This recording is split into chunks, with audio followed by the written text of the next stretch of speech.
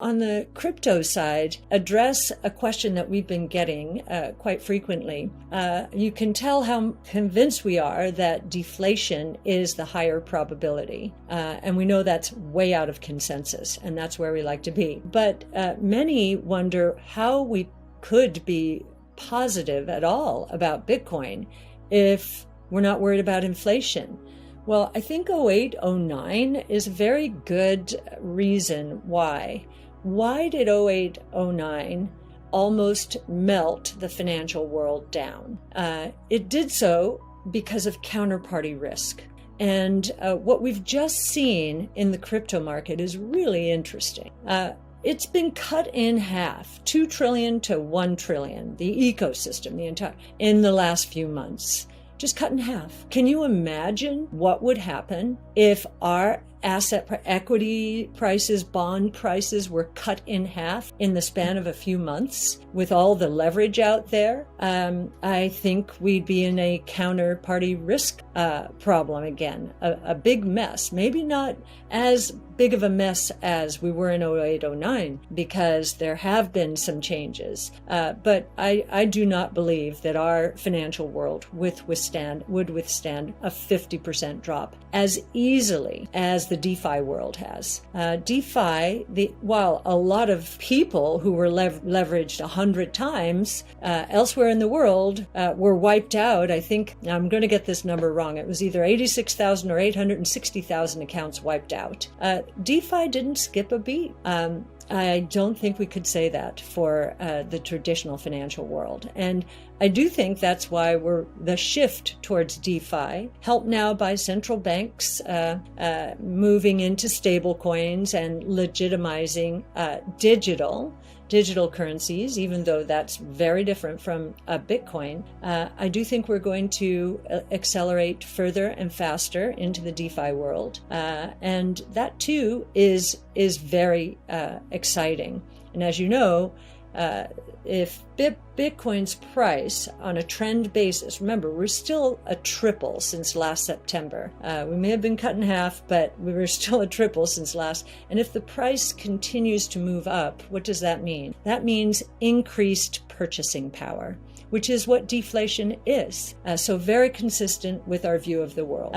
Just to talk about a few other disconnects here, we also learned that in May, disposable personal income dropped 2% month to month, again, mostly because of stimulus checks having been sent out, and that's the base against which we're comparing May.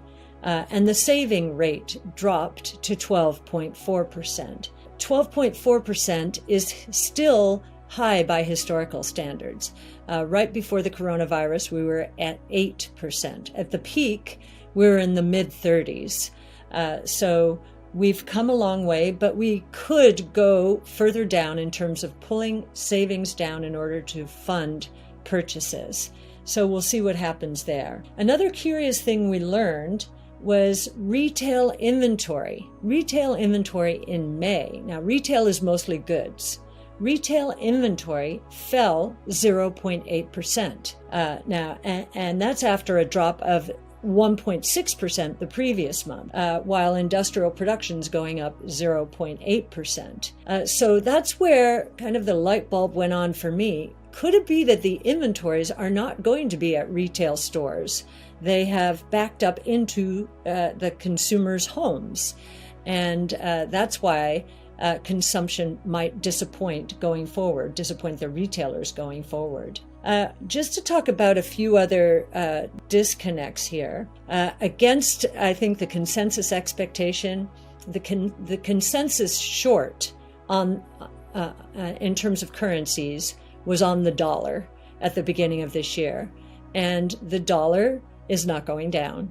And that's also consistent with the bond yields coming down, surprisingly. Now, it is true that our bonds are offering, even at this low rate, 1.4%, 1.43%. They're offering more than the negative yields elsewhere in the world, Germany and Japan. But that's been true. That's been true for a very long time. So at the margin, that we do not believe has made the difference. What could be making the difference in terms of the dollar going up is this notion that the terms of trade are not going to turn as much against the United States in the form of higher corporate tax rates.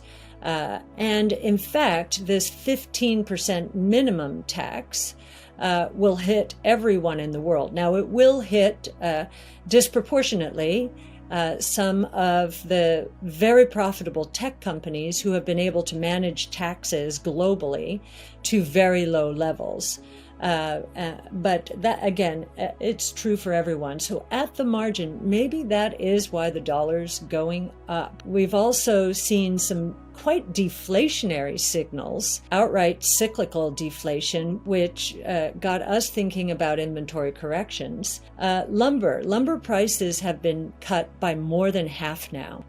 And maybe that was lumber that do-it-yourselfers were storing up, seeing the lumber shortage coming, and they're just not in there buying now. That's pretty interesting. In China, pork prices have dropped precipitously. Now, we may not pay too much attention to that price, but that might be the most important price in China in terms of keeping consumers happy. It's a big part of their diet, and the government watches it very carefully. So that's interesting. Copper prices are still down in the 10 to 15% range. So there are some signals out there that perhaps inventories are somewhere in the system, and we're seeing a cyclical unwind here. Oil, as I mentioned earlier, is the outlier. We'll see what happens with the OPEC meeting. As of this recording, I guess they had not come together on any agreement. I know the UAE wants its base adjusted upward before agreeing to a 400,000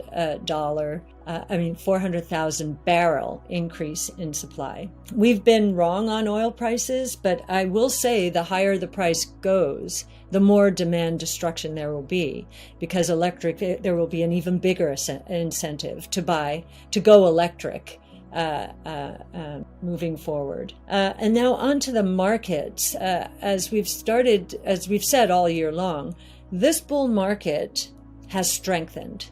It has deflected all kinds of bad news. The doubling in interest rates in the first quarter, the ARK leverage blow up in the ecosystem, which many thought could cause systemic problems.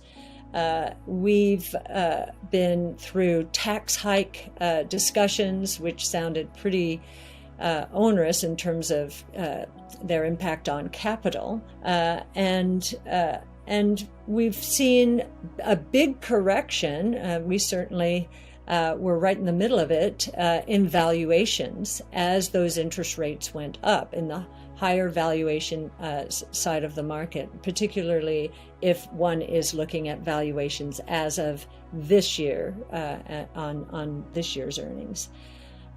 So we're very happy at the way the market has performed. It's up double digits, and we've seen now a shift, a rotation back from value as some of these prices have started to unwind, the commodity prices in particular, towards growth.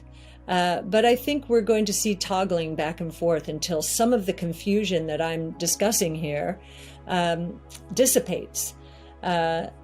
What's clear is profit growth right now is explosive. I think for the second quarter, at an annual rate, the S&P is annualizing earnings at $220. So that's roughly 20 times, really effectively trailing earnings. And if we think earnings are going up, and we do, then the multiple looking forward is moving down into the mid to upper teens. That is good valuation support given the level of interest rates.